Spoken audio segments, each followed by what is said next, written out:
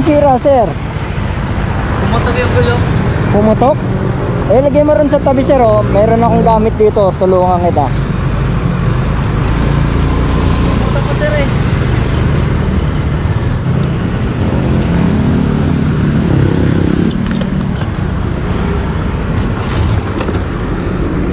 Sir, itawag mo muna saglit. Saan pa ba uuwi? Naipulot lang po. Life Homes Pasig? Opo.